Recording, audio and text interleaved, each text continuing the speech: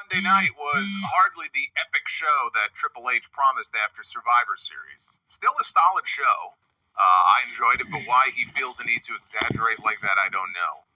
CM Punk was not there. They claimed that he was not medically cleared coming out of War Games, but the real reason is because Larry the Dog passed away. I didn't even realize it at the time. He came out at Survivor Series wearing a Larry's Dad jacket.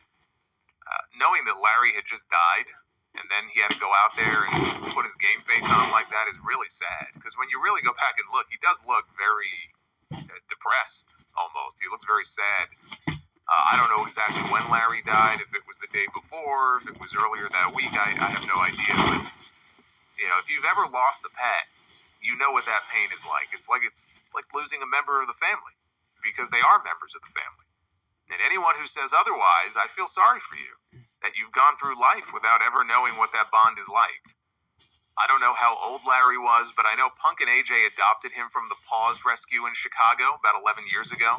Paws is a no-kill shelter. They named him Larry after Lawrence Talbot, the Wolfman. If you saw Larry and his teeth sticking out of his mouth, you could see the resemblance between him and the Wolfman from the movies. But, it was tough to find Larry a home because a lot of people didn't want to deal with the challenges that he presented, or maybe they felt that they couldn't care for him. I don't know. But Punk has said that as soon as they saw Larry, they knew they had to adopt him. And Punk announced the news on Instagram. He said, "The grief that we carry is the price we pay for unconditional love." One of the most mysterious places in the universe is right here on Earth. The world's oceans were in large part we carry is the price we pay for unconditional love. Our little Larry crossed the Rainbow Bridge, wrapped tightly in our arms. He was safe and happy, surrounded by love. We rescued Larry in February of 2015, and he changed our lives. I could never in 1,000,000 years find the words to properly express how much we loved him, nor how much joy he brought us. Nothing I write, no pictures I post would do him justice. He lived a long, amazing life. He watched sunsets. He chased skateboards. He made everywhere we went with him home. What a privilege to be so heartbroken and devastated for having experienced such a bond. I wouldn't change anything. Our boy is at rest. The house is quiet, but we still hear the jingle of his necklace and the tip-taps of his little feet on the hardwood floors. He will always be near. We will always feel him. Our hearts are broken. Until we see you again, we love you forever. In September, Punk said Larry had recently gone in for a surgery of some kind and that he had been driving to the shows with him in a stroller because flights became too much for him. He was a big hit whenever Punk would bring him backstage at WWE shows. And of course, Larry was also part of what will go down as one of the more infamous nights in wrestling history, that being Brawl Out in AEW, where depending on which version of events you believe, he was either whisked away to safety by Kenny Omega when shit hit the fan, or that he was injured in the chaos and had 2 teeth knocked loose, which then later had to be removed. I guess both of those things could be true. So Larry is forever part of wrestling history. He may have been forced to sign an NDA too, so we'll never know the real story. Punk may not have been there, but Bron Breakker was on Monday night, and he cut the promo of his life after it was announced that he will be getting a World Heavyweight Championship match with CM Punk on the very first Raw of the new year. That'll be on January 5th. It's not anything that's going to make, any top 10 all-time promo lists or anything like that, but for Bron Breakker, he needed something like that, like what we saw on Monday night. This is the Bron Breakker that I was hoping to see more of and hear from after he took out Seth Rollins. And they did not reveal the identity of the mystery man who interfered in War Games, which was Austin Theory, by the way, under the mask. It could end up being someone else by the time they do the reveal. I know there's a lot of people now, after what happened last night with Ricky Saints losing his NXT Championship, saying, oh, it's going to be Ricky. It could be. If WWE wanted to swerve people and they thought, hey, it's too obvious that it's going to be Austin Theory, then sure. And what a way to fuck over Austin Theory, who was supposed to originally be in War Games, supposedly. So that didn't happen. And then they put him under the mask, and then if they end up subbing somebody else for him, I feel sorry for the guy. But it was him under the mask.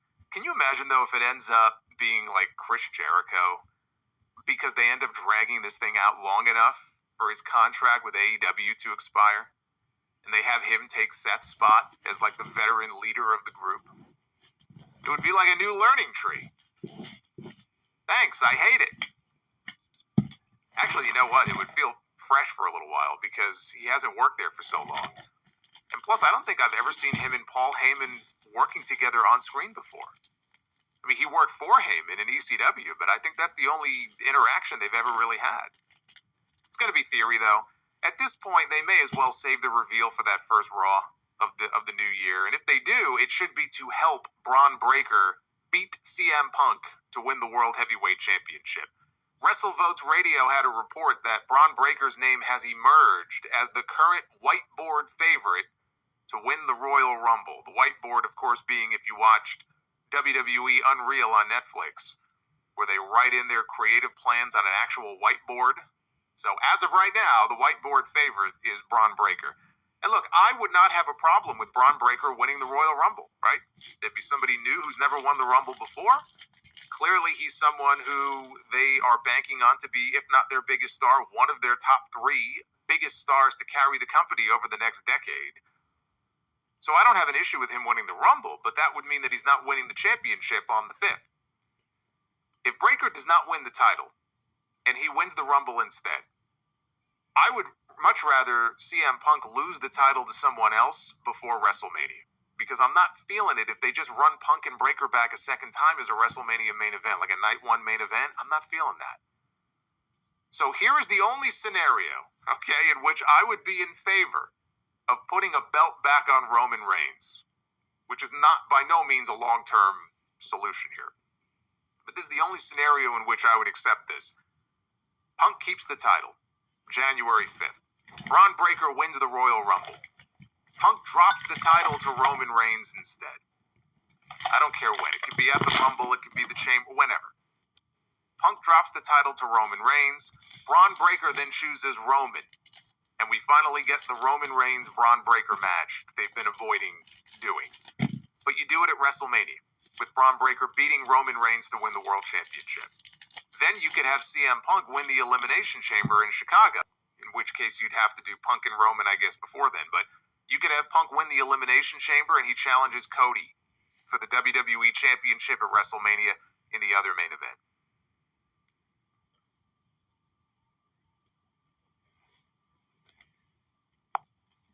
Chamber and he challenges Cody for the WWE Championship at WrestleMania in the other main event.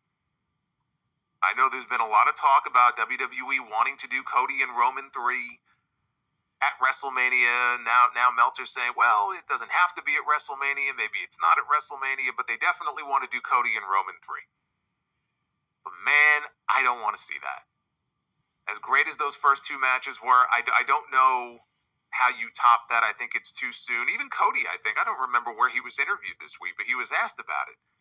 And even Cody said, I don't have the exact quote in front of me, but he was talking like he would rather not. Like he just feels it would be very difficult to go right back to that, after the body of work that they just put together.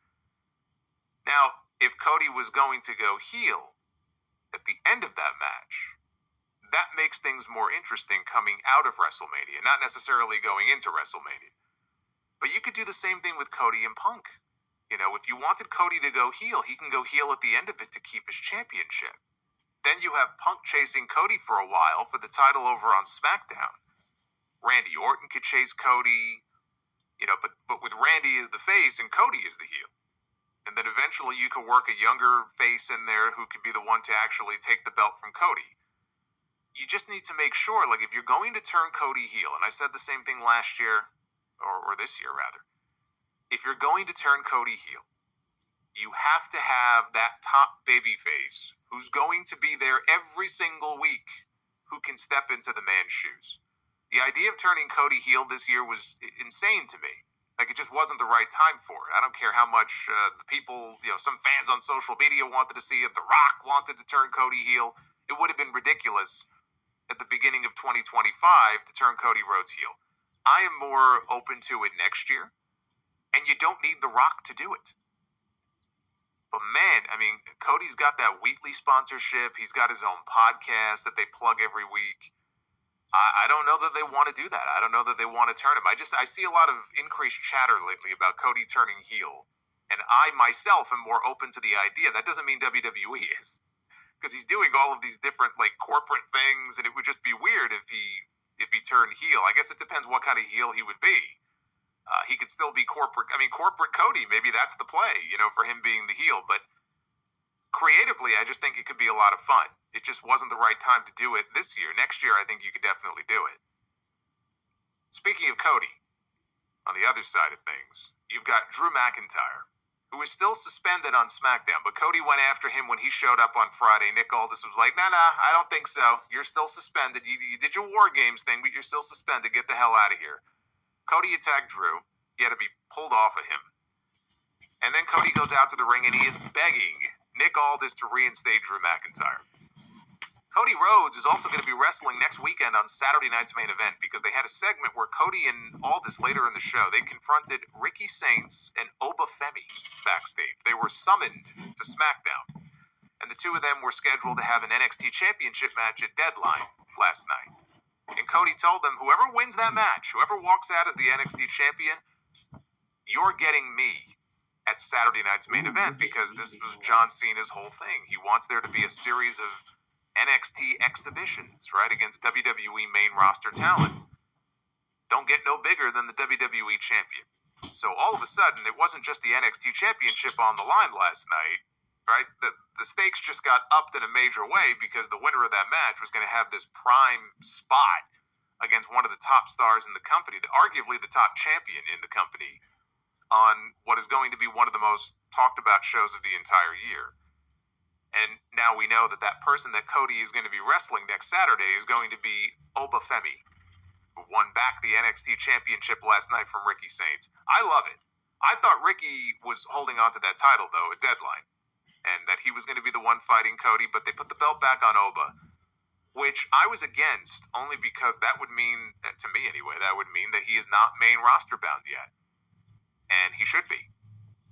But then Javon Evans won the Iron Survivor Challenge last night, which means that Javon Evans is facing Oba for the NXT Championship at New Year's Evil. Although he made a very weird comment in a backstage segment last night with Ricky.